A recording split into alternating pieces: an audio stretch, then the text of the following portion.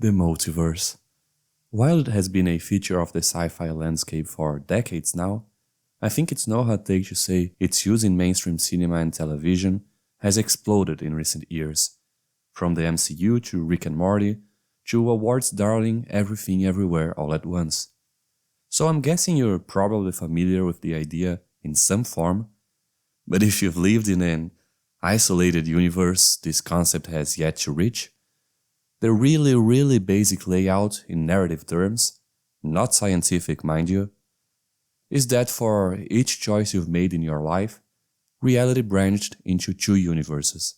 So for every choice, somewhere out there, there's a version of you that chose differently. And once a character somehow crosses from one universe to another, they get the chance to interact with these infinite variations of themselves and of other characters from their original universe. Today we'll take a look at how each of these three projects makes use of the multiverse. And be warned, there will be spoilers. Let's begin with the Marvel Cinematic Universe. And when talking about the MCU, one must acknowledge the fact that it's owned by an entertainment industry titan, the House of the Mouse itself, which brings with it a certain degree of skepticism as to whether they'll be able to resist the temptations that come with the multiverse. But what do I mean by temptations? It's easy. The MCU is already famous for not killing off a lot of its characters. Why close the lid on an intellectual property in which the audience is already invested after all? Better to keep it open and flowing, to sell those tickets to the next movie, and those action figures wearing whatever new costumes we stick them in. But the thing is, death is also a pretty cool resource. It's pretty much the ultimate consequence when it comes to action flicks. So it can make for some pretty amazing and thus sellable moments, which, as you can probably see, puts the mouse in a conundrum. Sighs the proverbial MCU screenwriter guy somewhere out there. If only we could have it both ways. And therein lies the danger of the multiverse. Why not just kill a character, then bring him back as an alternate version of himself, milking that gorgeous cash cow even after it's gone cold? It's basically having your cake and eating it too. Like Schrödinger's cake or something. I don't know, I'm not a scientist. What I do know is that if you go down this road, you not only cheapen the death itself, but you also may end up creating a dissonance in your viewer's head. Take a look at Loki, for instance. And yeah, I know he technically came in through time travel shenanigans rather than the multiverse proper, but the narrative effect is the same. We now have a very much alive Loki, who the mouse wishes to be the lead in his new show. But the thing is, this Loki is a fundamentally different character from the one we saw die in Infinity War. I mean, he was taken into custody by the TVA mere minutes after being defeated in the first Avengers movie. In other words, he was still a villain, bent on literal world domination. But that was not the character the mouse needed, so what do? Show him a fancy 3D PowerPoint about all the screenplays he'd featured in since that first Avengers movie, and voila! Just like that, he becomes the much less villainous character we'd grown used to. Convenient, right? Then there's the case of that other Infinity War death, everyone's favorite green girl. No, not that one, the Zoe Saldana. I said green. Yeah, that's right. Gamora. Like Loki, she died in Infinity War. Unlike Loki, she didn't get an express character development PowerPoint, so good, I suppose. But maybe I wouldn't go that far. What they did was basically bring back the same character, but in a more warlike, abrasive version of herself, and with no memories of her romantic interest. And where are they taking her from here? Because I have a hard time imagining they're not getting her back with Peter, especially after the holiday special made a point of telling us he was still hung up on her. So I can't be sure yet, but it really feels like this was just a cheap move to get to milk both her so-called death and also that good old will they won't they romantic tension, which we've already gone through in the first Guardians movie. Not that I'm saying it won't be funny to watch, mind you. I will say both No Way Home and Multiverse of Madness made some small improvements in their handling of the multiverse. I think a lot of people were pleasantly surprised to see Tobey and Garfield's participation being far larger than a last-moment support in the final battle. And it was honestly heartwarming to see all those versions of the same character both empathizing and comforting each other. Particularly the Tobey and Garfield Spideys, who were always much lonelier than Tom Holland in the hero-crowded MCU. Doctor Strange goes in the exact opposite direction, with him learning from the mistakes of his other selves until he decides to deal with America Chavez in a less utilitarian way than he would have dealt with the No Way Home villains if he'd gotten his way. But even in these cases, it's hard not to feel the cynicism in all the memes Marvel shoehorned into No Way Home, or in that dumb Illuminati scene where they use the multiverse as a prop to bring in something we recognize from outside the MCU, getting that sweet yet cheap nostalgia pleasure pumping in our veins. And then there's Ant-Man Quantumania. Since this movie just came out, I'll be extremely light on spoilers, but this video has timestamps if you wanna skip to the next section. If you're still here, you might be thinking this movie is more about quantum shenanigans than about the multiverse proper, and yeah, you're right. The multiverse comes into play in what regards Kang's backstory, which we already knew from Loki. In other words, it's the source of the conflict of the next Avengers movie, Kang Dynasty. And then there's that scene where Scott's trying to shrink Kang's reactor, and he starts seeing other versions of himself. He's told he's in a probability storm, that those are versions of himself that made different choices, and although the concept of a probability cloud is more associated with quantum physics, the fact that we see versions of him dressed in his Baskin-Robbins pink uniform implies that those are not just versions branching out from when he first approached the reactor, but rather that there is a multiversal aspect at play.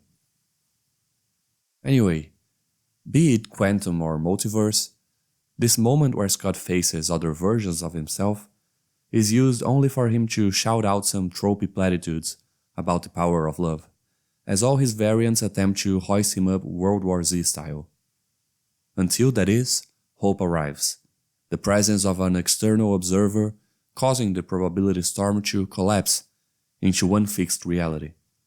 Just like Schrödinger's cat stops being both alive and dead once you open that box to check on it. So we have two instances in the movie which could qualify as multiversal. One working on a macro level to introduce the defining conflict of Phase 5 as a whole, and the other working on a micro level, establishing a mechanic used for some creative problem solving in a very specific scene where he needed to reach an object that was too high up. Enough about Marvel though.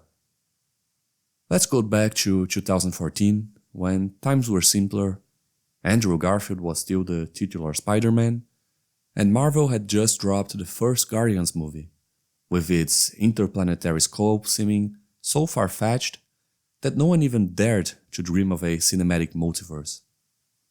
And yet, Rick and Morty's 8th episode, 60 Minutes, was already doing this. Hey, you doing okay? I kinda know how you feel, Summer. No, you don't. You're the little brother. You're not the cause of your parents' misery. You're just a symptom of it.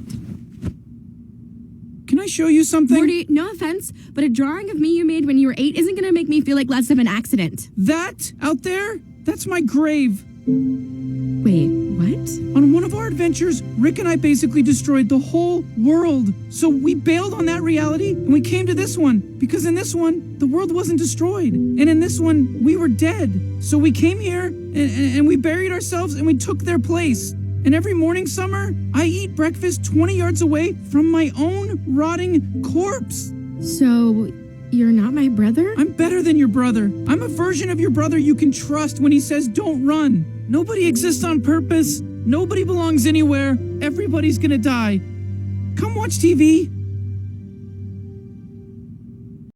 As you can see, unlike the MCU, Rick and Morty did not merely adopt the multiverse. Rather, it was born into it, molded by it. And with a scene as simple as the one we just played, we see Morty facing what is probably the most obvious issue when dealing with a multiverse, and yet, one that none of the MCU movies managed to address in their mouse-mandated family friendliness. And that is, of course, the issue of meaning. You can phrase it like this. If for every choice that I ever made, there's another identical version of me out there who chose differently, then why does any of it matter? If I'm defined by the sum of all my choices, how is it even possible for someone who made the exact same choices as I did up to this exact moment to suddenly choose differently? A different wording when writing the script, so to say. But let's take a look at a more drastic example. Let's say we're taking a look at point X in time, when you're about to propose to the love of your life. Pretty important decision, right? Now let's say you go ahead and do it. Hooray, good for you, etc. The thing is, in a multiversal story, there is necessarily a version of you out there that was identical to you up to point X.